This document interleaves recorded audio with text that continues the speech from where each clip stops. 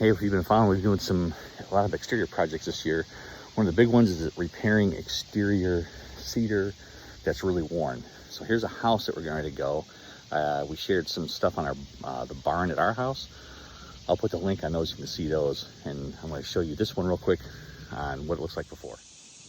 All right, so here's the worst two sides of the house.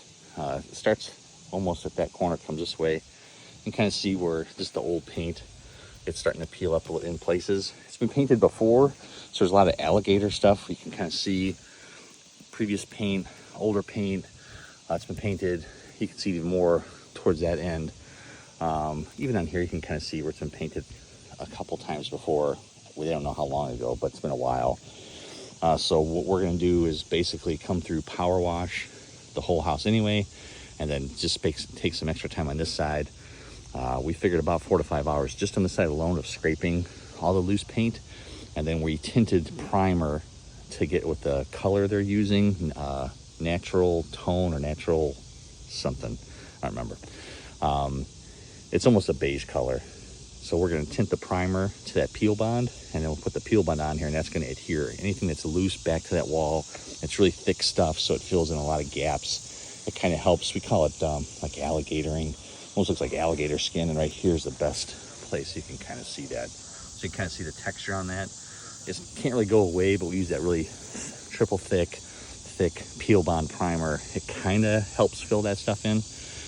So this is the task for today: power washing, getting rid of loose paint. There's some places we got some Bondo work to do to fill in some holes. Woodpeckers kind of got a little nasty with it, so we'll fill that stuff in. And again, prime it, paint it, and then the siding or the soffit and gutters all getting painted a darker color too.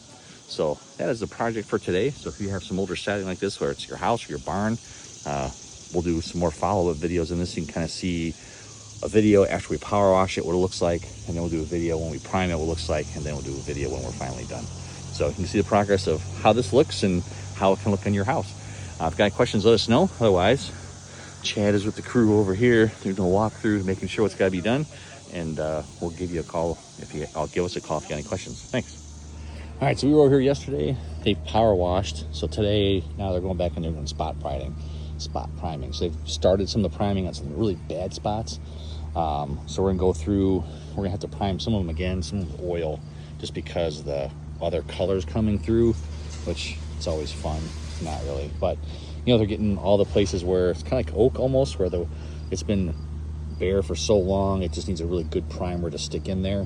So they kind of hit some of the bigger areas, and then they let it dry. We're gonna hit it again. Then we got some wood bondo they put on the other side. You know, wood bondo, they'll put in a couple other areas. You know, some of these older nail holes and stuff will get filled in. But you can kind of see they've primed, scraped all the loose paint off. So now it's just getting rid of anywhere where there's solid, solid pieces of paint that's coming off. We're priming it to make sure we got a good adhesion, no scarring if we can help it. So that is what they are doing today. Stand by. Tomorrow they'll have some more filler on here. Probably have everything recoated with primer, and then they'll almost be painting. So we'll check back with painting coats on here.